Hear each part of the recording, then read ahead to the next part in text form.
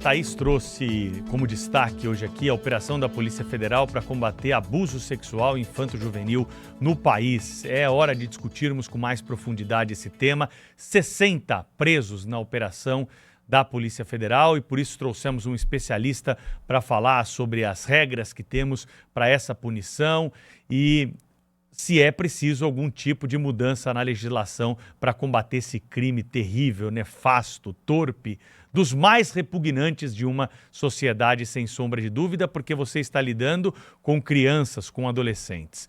Dr. Luiz Augusto Durso é advogado, especializado em crimes cibernéticos, professor dessas questões e está conosco aqui para nos auxiliar a entender um pouquinho mais dos meandros, da legislação e da possibilidade de punição. Quem é pego numa operação como essa, pega quantos anos de cadeia no Brasil, doutor Luiz? Bom dia.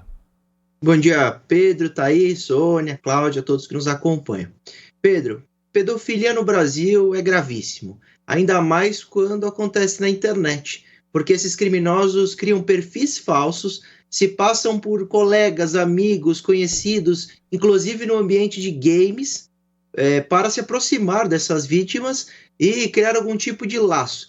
Desse laço vem a conduta criminosa, a troca de nudes, a realização de videoconferências, os pedidos criminosos. Com relação à pena, Pedro, depende da conduta, mas nessa operação, a maioria dos investigados vão responder pela questão de compartilhar vídeo de pornografia infantil na internet. A pena está lá no Estatuto da Criança e do Adolescente, pode chegar até 6 anos de prisão, ou armazenar. Isso é interessante. Na legislação brasileira, normalmente você não vê crime de armazenamento de conteúdo, mas para conteúdo de pornografia infantil, só o armazenamento já é criminoso. A pena pode chegar até 4 anos de prisão para o indivíduo que, por exemplo, recebe via WhatsApp, via alguma rede social e armazena esse conteúdo em seu dispositivo eletrônico que seja menor, criança ou adolescente, envolvido em cena de sexo, nudez ou pornografia.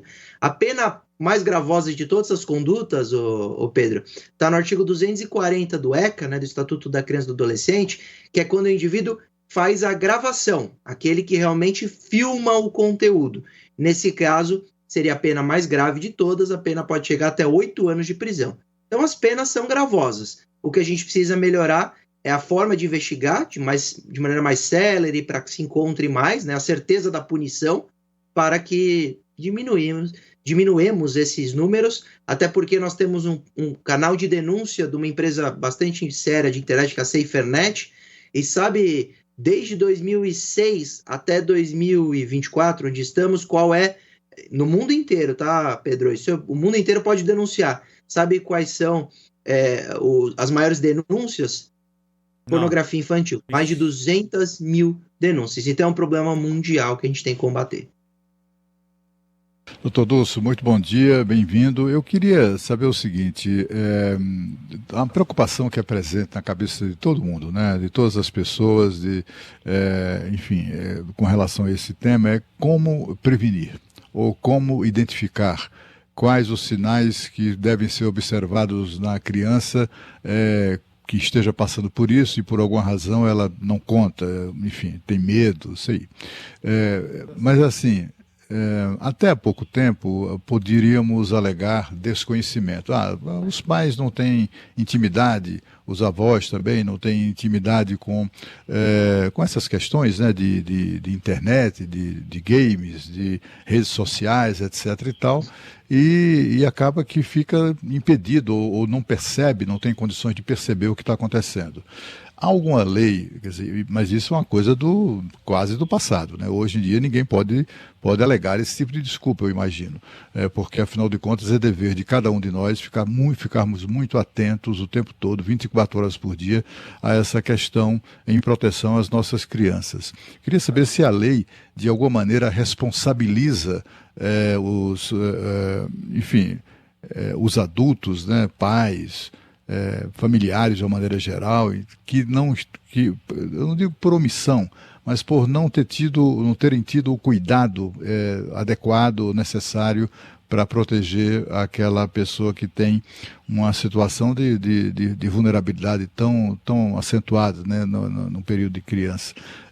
Há uma lei que obriga as pessoas, que puna a falta de providências, por exemplo, de pais responsáveis? Cláudio, prazer falar contigo. Normalmente não se pune os pais, né? Normalmente essa falta de cuidado, de tutela, não gera responsabilidade dos pais, a não ser que eles sejam coautores. E aí você teria a coautoria de um dolo, uma manifesta vontade de também gerar esse tipo de situação ao filho ou ao parente, ou se também o adolescente veio e relatou que está sofrendo um fato criminoso como esse, pediu ajuda para os pais e eles não fizeram nada. Aí poderia ter alguma repercussão penal por essa falta de cuidado. Mas normalmente os pais realmente não estão presentes por uma premissa que o filho no quarto está mais seguro do que se estivesse nas ruas, o que hoje é uma bobagem. Às vezes a rua hoje é mais segura do que a internet, que é um ambiente livre para que se tenha esse tipo de acesso e esse tipo de problema. Com relação a formas, Cláudio, hoje existem várias. A primeira coisa é que os pais precisam estar próximos, não só conversarem com seus filhos, mas consumirem o que os filhos consomem na internet, perceberem o que pode ali haver. Mas, além disso, a própria tecnologia serve de maneira muito eficaz. Nós temos aplicativos chamados de aplicativos de controle parental, que, na minha opinião, são obrigatórios para aqueles pais que decidem, numa certa idade, conceder o acesso à internet para os seus filhos, seja pelo celular, seja pelo um tablet, seja pelo um dispositivo eletrônico como um computador e um notebook. Assim que você fornece esse acesso à internet, o aplicativo, que é um programa de computador, ele deixaria ou permitiria que os pais controlassem praticamente tudo, inclusive quanto tempo aquele dispositivo é usado, com quem o filho está falando, quais foram os perfis adicionados, toda essa gestão da vida online do seu filho você poderia ter na palma da mão com um aplicativo que faz esse tipo de controle. Não só isso, olha que interessante, a cobrança com relação às próprias plataformas tem surtido efeito. A Meta anunciou que no Instagram, por exemplo, nós teremos embutido dentro da rede social essa situação de controle parental, que o pai pode se cadastrar e ele vai receber as mensagens que o filho receber, quando alguém seguir de volta o filho dele, ele vai saber. Então as plataformas também, mesmo colocando lá no termo de uso que não é para o menor de idade ter rede social, e se tiver só acima dos 13 anos, com os pais acompanhando, eles estão criando ferramentas tecnológicas de controle e acompanhamento, o que é super positivo. Então, o que os pais precisam fazer é partir de uma premissa em que a internet é muito perigosa e que eles têm obrigação até de acompanhar essa vida online. E uma das formas é a tecnologia, para não ser invasivo, porque tem muito filho que não conta, que é tímido, que se reclusa dentro do quarto. E aí a forma de acompanhar é, sem dúvida nenhuma, esse tipo de programação ou de aplicativo. Doutor Luiz, que prazer tê-lo conosco aqui no Jornal Gente. E eu quero fazer a pergunta de uma jovem ouvinte de 13 anos. Aliás, viu, Pedro Campos? Ela só vai para a escola ouvindo o Pulo do Gato. Pediu para te mandar um abraço. Enviado para ela amanhã. E ela pergunta justamente a respeito dessas redes sociais. Doutor, eu posso usar o TikTok tranquilamente? Ela diz que ela adora a plataforma, que é a vida dela e das amigas dela. O uso da rede social nessa idade, em tese, deveria ser acompanhado pelos pais. Agora, se os pais autorizaram, ela tem um dispositivo eletrônico, tem uma conta, e ela usa livremente, ótimo. Agora, mesmo com 13 anos, ao acessar a internet, tem que se cobrar talvez não uma maturidade, mas um cuidado para saber que existem perfis falsos, existem pessoas de má fé, existem criminosos e pedófilos que navegam na internet e tentam se aproximar, inclusive sequestradores. Nós repercutimos há uns 4, 5 meses atrás uma situação em que uma menina se relacionou com um indivíduo no TikTok, uma menina de 14 anos, foi sequestrada no Rio de Janeiro e foi aparecer lá no Maranhão.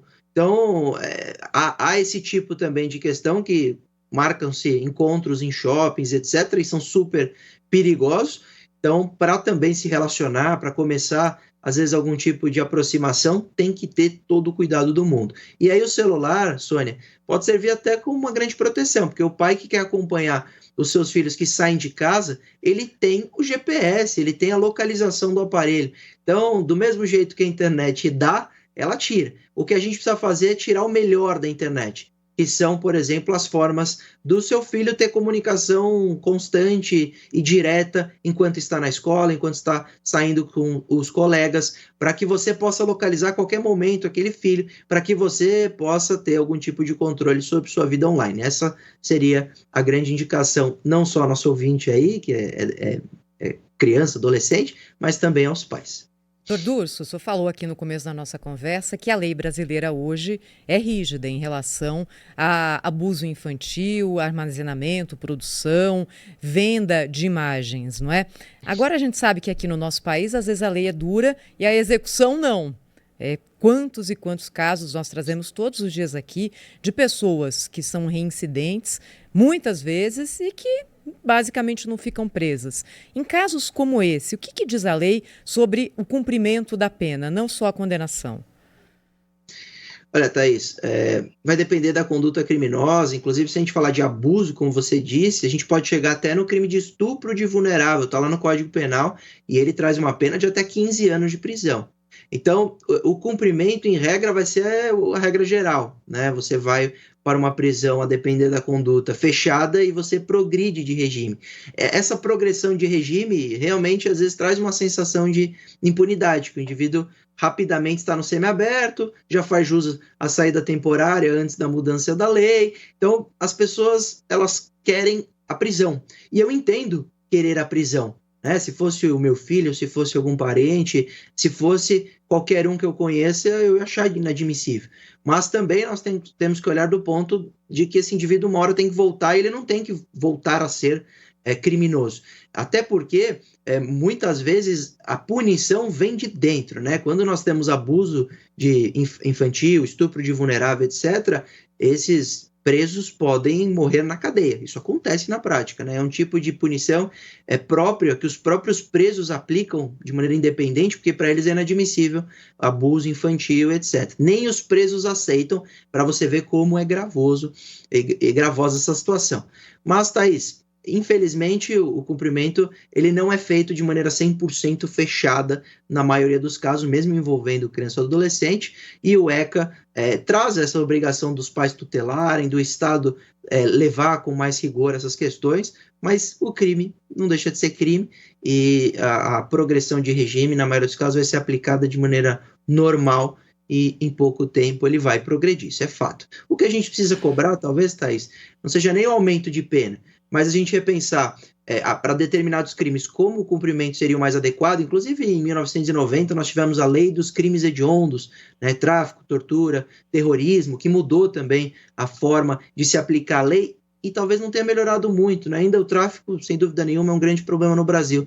A gente precisa trabalhar na prevenção, mas também ter a certeza da investigação e que aquele indivíduo será preso. Eu acho que se tivermos essa questão, nós teremos uma diminuição do crime. E com relação aos pedófilos, isso é uma deturpação psicológica. Nós tivemos casos relacionados a isso, e normalmente a perícia forense criminal apontam uma deturpação física, biológica, psíquica. Não é uma questão criminal só, também é uma questão de deturpação que a gente precisa trabalhar com médicos, inclusive, às vezes até a internação. Então, realmente é uma questão muito mais profunda quando a gente fala desse tipo de crime, que é sensível, que é brutal, e a gente precisa combater com todo rigor, com certeza. Dr. Luiz Augusto Durso conversou conosco sobre questões ligadas ao direito cibernético aqui no Jornal Gente mais uma vez. Muito obrigado pela participação, até uma próxima, foi uma honra recebê-lo.